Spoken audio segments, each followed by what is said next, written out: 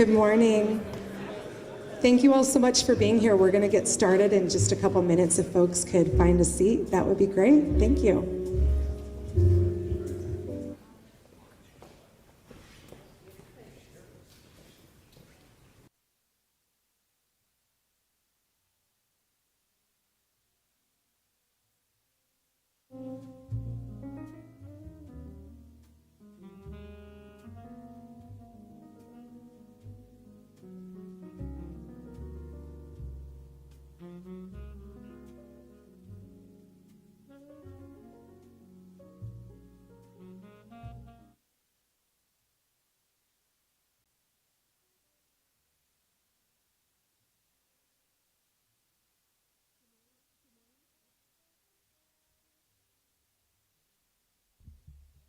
Good morning, everyone. All right, we could do that. This is great. I'd like to ask everyone who is a co-chair of one of the work groups of the transition team to join me up here. And feel free to take a seat, everybody else on the team. And stand all around.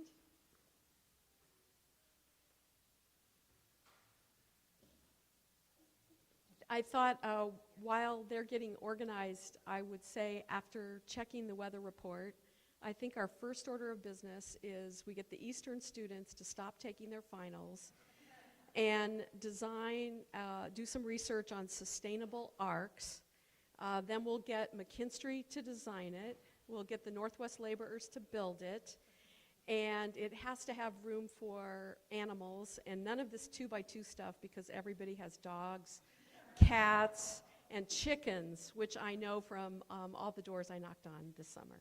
So first of all, I'm so grateful to be in this place, this building by the Spokane River, so near our fantastic downtown and our great urban neighborhoods, and to be with all these people. This is truly service. Thank you so much. It's the holidays, and it's one of the most demanding times of year for balancing your family and your career, and you've agreed to step up and be part of this as well. So a big thank you to all of you. In fact, I think we should give ourselves a round of applause.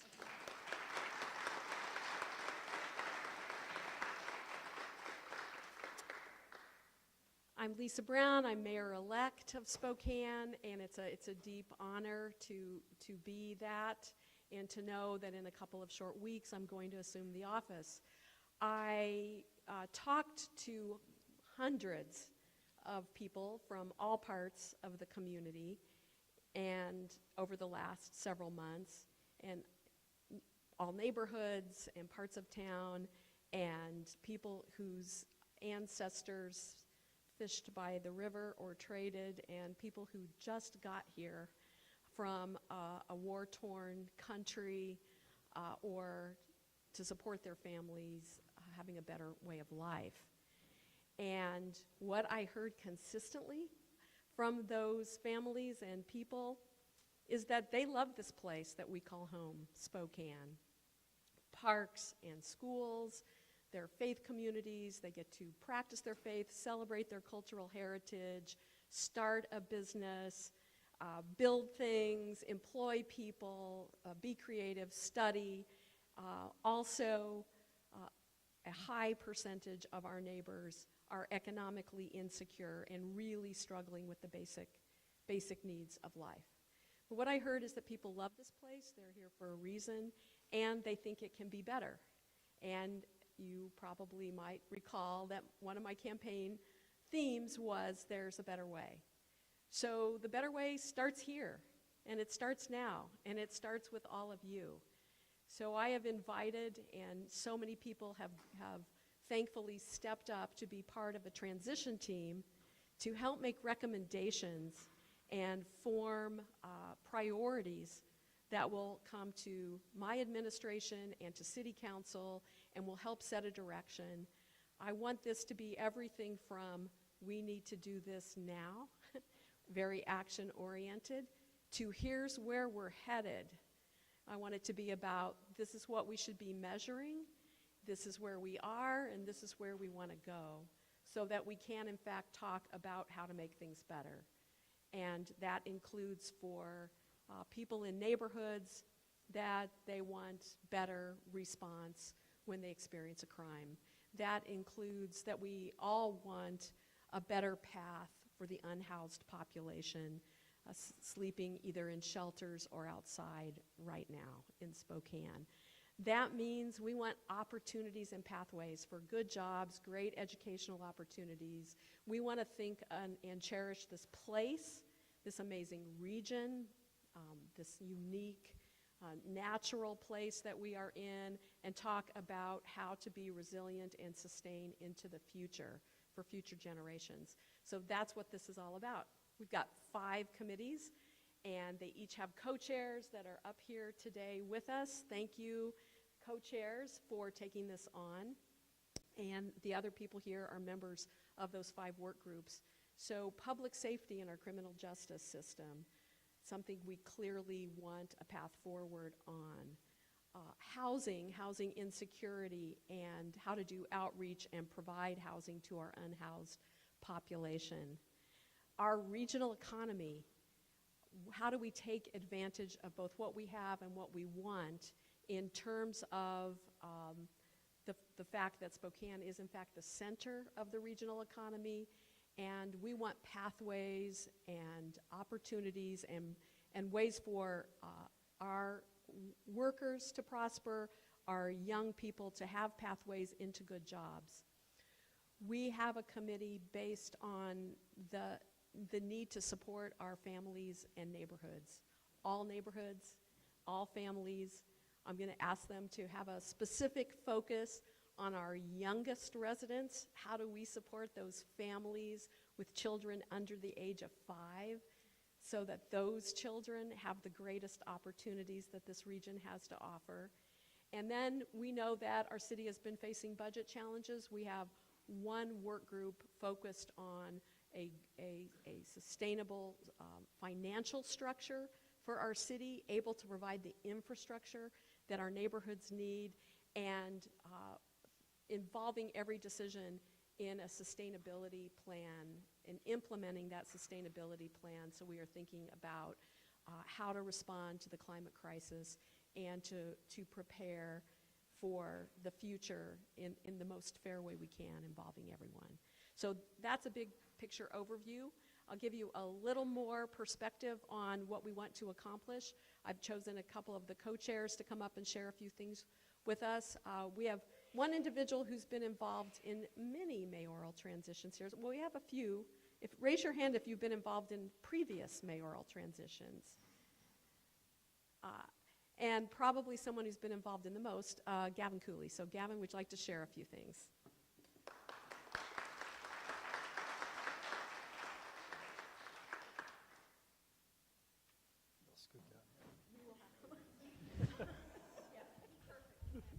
There we go. I'll fall over.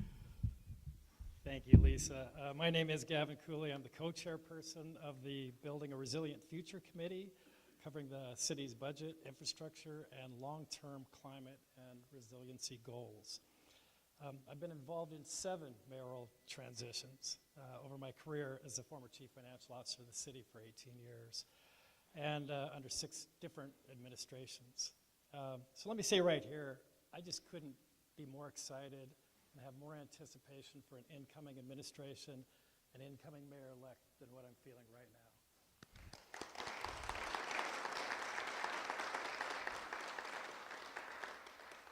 I'd like to talk a bit on the committees and the process that we're undertaking here. We're laser focused on identifying key priorities and actions for the first 100 days and for the first 12 months. Lisa has already gone through the 5 committees, but between now and January, each committee will meet 3 times. We will move fast and we'll move very thoughtfully. The first meeting of each committee will surface priorities for consideration by the whole group, for consideration by the mayor-elect. The second meeting will focus on success factors, barriers to progress, and importantly, measuring metrics, coming up with metrics for measuring the outcomes on our priorities. The third meeting of each committee is focused on developing actions and finalizing committee recommendations. And then we will come together in mid-January. The co-chairs will submit their respective committee recommendations to the mayor-elect and ultimately to our city council. Strategies, actions, and outcomes. Now just a couple of observations. Having been a part of 7 transitions, as I said, I do have a few.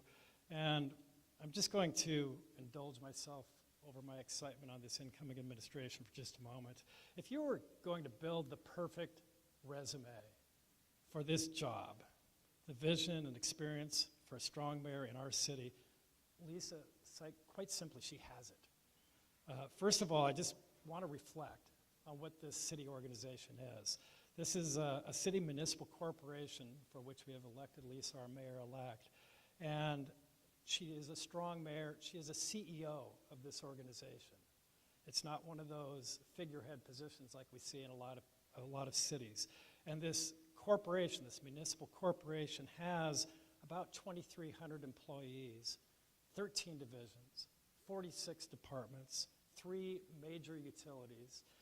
We have these 47 departments: public safety, streets, parks, libraries, and the list goes on and on. Talk about complex. Talks about a position where you want a CEO that can manage all that activity and complexity. So consider Lisa's experience.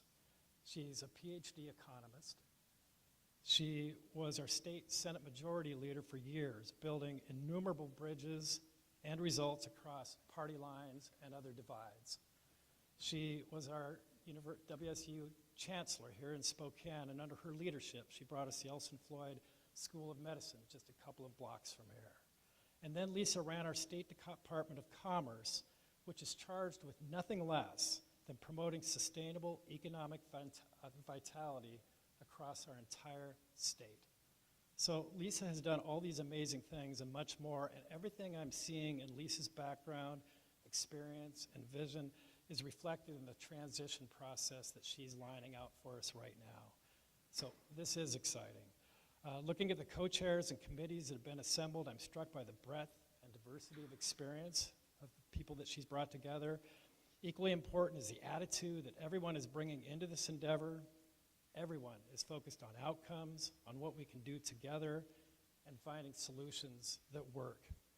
This committee cuts across party lines and other factions, not something I've always seen, and that's important.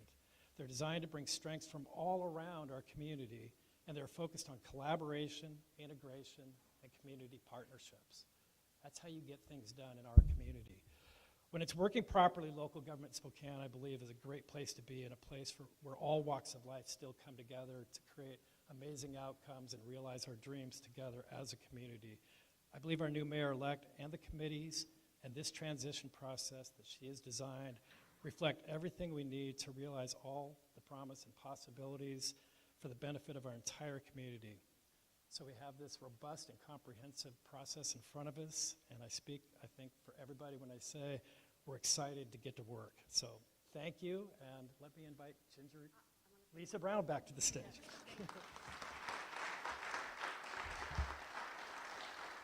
This works out perfectly, Gavin. So thank you, and I appreciate the focus on my resume, but if I have a superpower, it's that I look out here and I see all of you, and I think about your amazing contributions to this community, whether it has been more on the activist or the academic or the economic side of the equation. And that's what makes me excited about you, because all of those pieces are important for us to move forward as a community. And so we are here based on leaders of the past and what they have left us and what we can build on, and some of them are in this room, but also the leaders of the future. And that brings me to introduce a friend and someone who's added so much to our community in terms of her innovation and entrepreneurship in the creative sector, Ginger Ewing.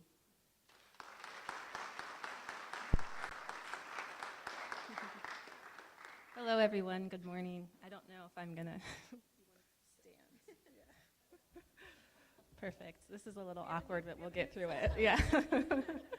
So I just want to quickly say, before I kind of go into my notes, that while Gavin has been a part of 7 transition teams, I've been a part of 0 until now. And I think that's a testament to Lisa and Lisa's vision and this process of being very community-centric. So I just want to acknowledge that and give thanks to be in this room. So for those of you who don't know who I am, my name is Ginger Ewing, and I am the co-founder and executive director of Terrain. And I am serving as co-chair for the Enriching Families and Communities Committee. That is a mouthful. And as an arts administrator and advocate, I am particularly excited by the transition process that Mayor-elect Brown has created, because it's one that feels truly representative of all of Spokane, and we've talked a little bit about that already. In his remarks, Gavin spoke a lot about the work we will be doing as committee co-chairs and members. I want to take a moment and talk about why we're doing the things the way we are. So the committee work is meant to engage voices from across our community and tap into the huge wealth of knowledge and expertise that exists in Spokane, some of that in this room. This kind of approach is near and dear to my heart, as it reminds me of a growing movement in the nonprofit world called community-centric fundraising that prioritizes community over individual organizations, fosters a sense of belonging and interdependence, approaches work holistically, and is grounded in equity and social justice. As someone who's worked in grassroots organizing for many years now, I know how important it is to listen to community. And it excites me to see Mayor-elect Brown doing the same. As someone who works in the arts and creative economy, I know firsthand how important this sector is. Art has the power to transform Spokane into a more economically diverse, just, and vibrant city. I'm going to say that one more time. Art has the power to transform Spokane into a more economically diverse, just, and vibrant city. From a business perspective, our creative economy is strong and growing. And while many people think about art as two-dimensional pieces on a gallery wall, it is also video game designers and sound engineers, dancers, photographers, storytellers, and musicians. From a people perspective, art connects us by bringing people and ideas together. It heals us by giving us a voice and self-expression. Art is a necessary and central component of helping us understand ourselves and the world around us. So to say I'm excited to have a mayor who understands the true value of art and creativity is an understatement. Again, this is the first time I've been invited to a transition. A mayor who from day one has brought our voices into the conversation about the future of our beloved city and how to grow and thrive. This transition process is about bringing new voices in, voices that are critical, voices representing views of all backgrounds that stretch across the city, across politics, and for me, that is incredibly hopeful to see. It's a mayor's job to listen to the people they are serving, and when we center as many voices as we can, we become better leaders, and people are more empowered and bought into the work that we can do together. So I encourage you to lend your voice by using the transition website. You can send ideas and recommendations directly to the transition teams. Go to www.betterwayspokane.com to share your ideas with us. Like many of my peers up here, I'm excited by the approach that Lisa is taking. This transition team and her administration is rooted in community and determined to bring in as many voices as we can. I'll hope you join us. Thank you.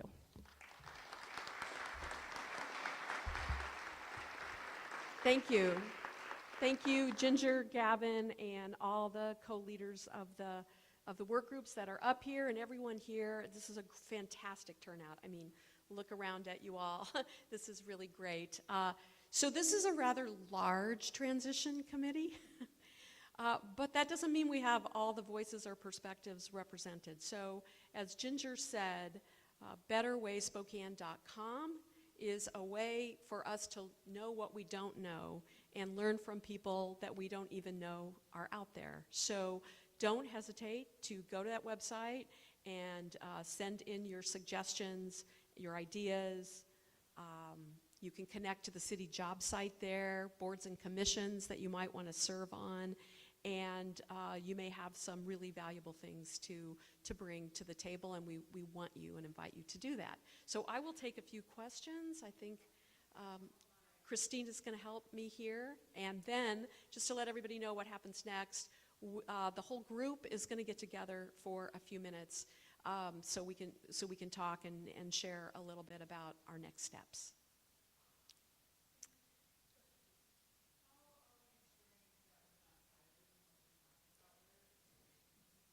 Yeah, we will have facilitation and note takers, if you will, and meetings between the co-chairs in order to make sure, because there are intersections in the work, right? We want to support better outcomes for early learning and childcare. That's an economic issue, and we have small business represented there, childcare owners, but it's also a family support issue. So there are intersections. We don't want silos. We want to have those conversations.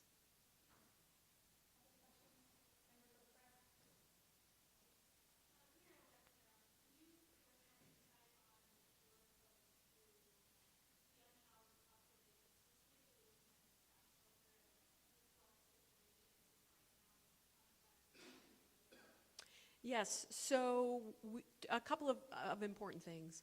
It's a top priority that we figure out ways to bring the unhoused into shelter. It's a and/or housing options, preferably housing, because it's a matter of survival for them, and it's a top priority for the community.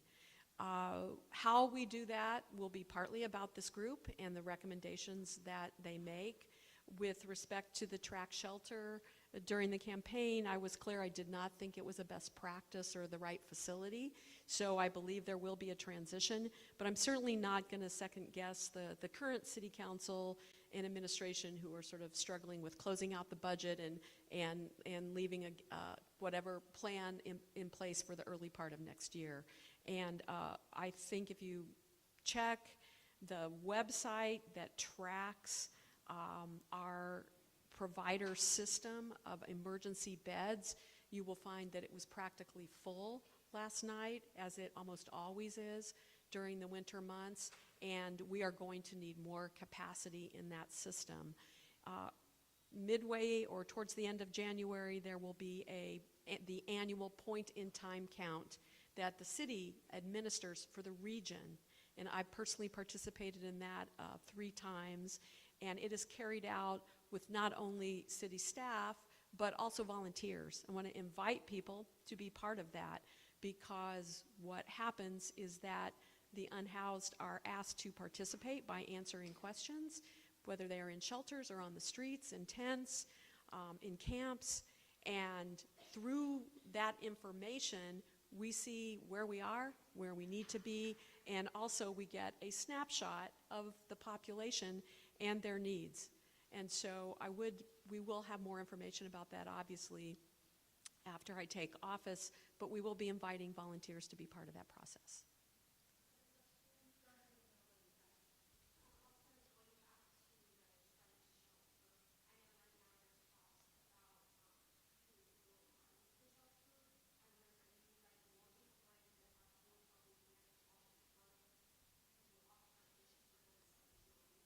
Well, I think a couple of things.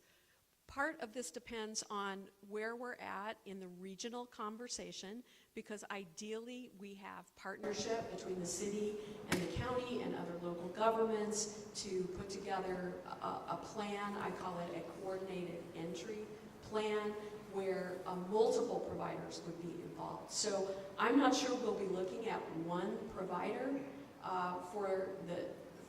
for track or for whatever its successor location might be. I think it's going to be more about working with the provider network and making sure that we are, in fact, tracking the individuals. So creating accountability there for what services are offered to them, and what kind of outcomes we get, and what it costs taxpayers when we do that, and what the combined resources are, which I found tremendous, not just concern about this from people I talked to at the doors. Not just I'm concerned about that, but I want to help.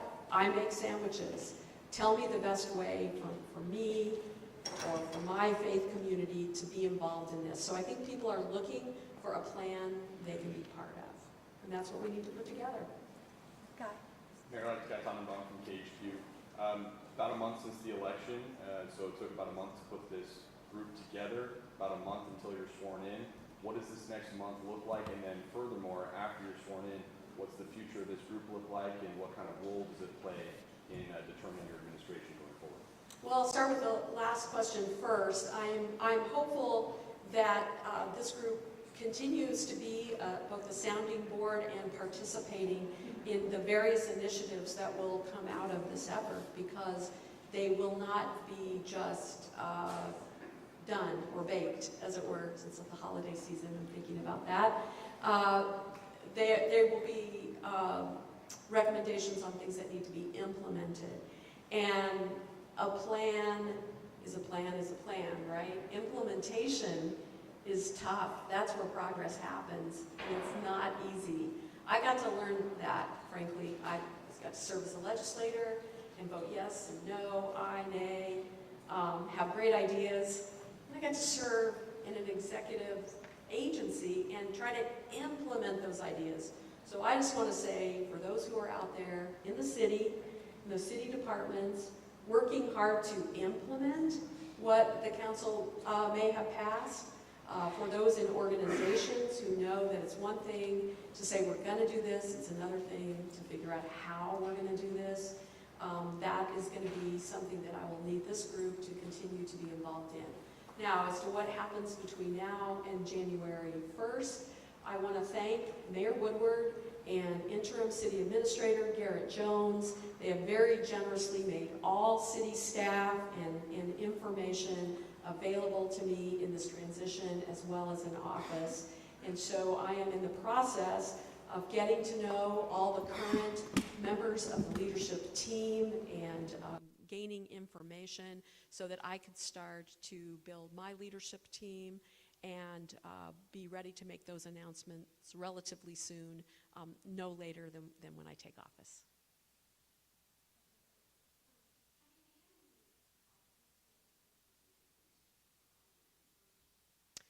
So the very first set of meetings in the City Hall office were with Chief Meidel, Chief Schaefer of the Fire Department, with our emergency coordinator, because that is very important for continuity for the community, that public safety be at the top of the list. Those conversations were very productive, and so I anticipate being able to announce soon an interim a chief of police and a process to replace Chief Meidel.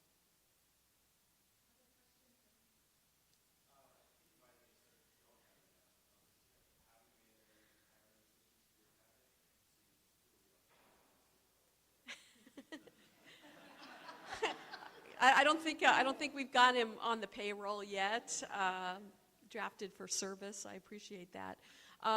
No, I'm still going through those conversations and talking to the current leadership team, not only about kind of the status quo, but what their recommendations are, what their views were or plans are or were for 2024. As well as talking to others in the community externally. So no, I don't have those decisions made yet, but anticipate and want to have most of them made before January 1st.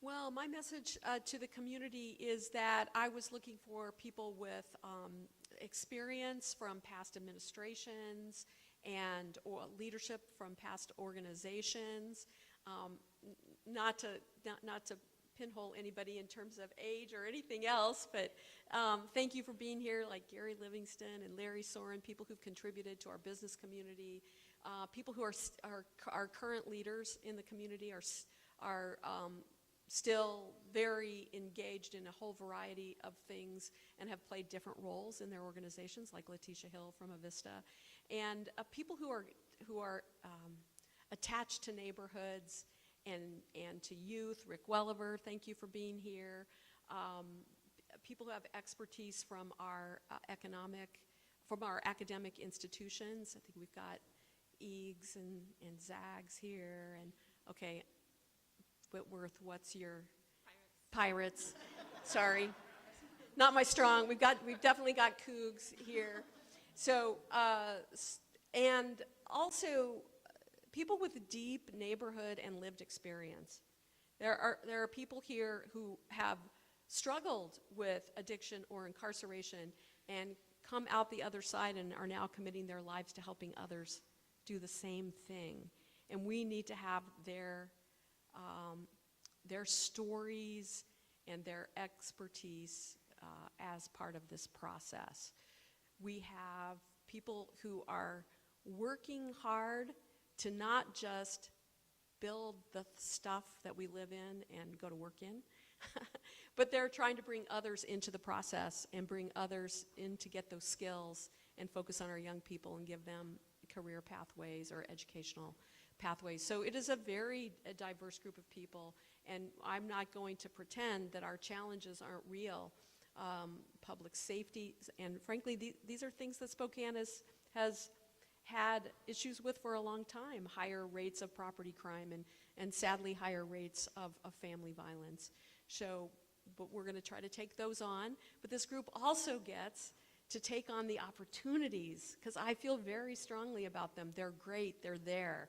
They're in the arts, they're in the trades, they're in businesses that haven't even become businesses yet, right? And they're in startups that have amazing technologies that will contribute to a clean energy future and a more equitable community for us. We got to build a lot more housing for people. We've got to create a lot more attachment of our young people. Thank you, Adam Swinyard. I think we've invited him to be part of this. He's very passionate about how we're going to connect our young people to community when they got disconnected and more connected to devices in the current world and during the pandemic. We've got health disparities where your life expectancy is different depending on what zip code you're in or neighborhood you were born into. And we want to change that. And Spokane is a place where we take on big things and we get big things done. We have done it time and time again, from Expo 74, when I was in high school back in the Midwest, to now. And so that's why I'm very excited to be the mayor of this community, to see what we can accomplish together. So thank you. I'm going to meet with the transition team now, and thank you all for being here.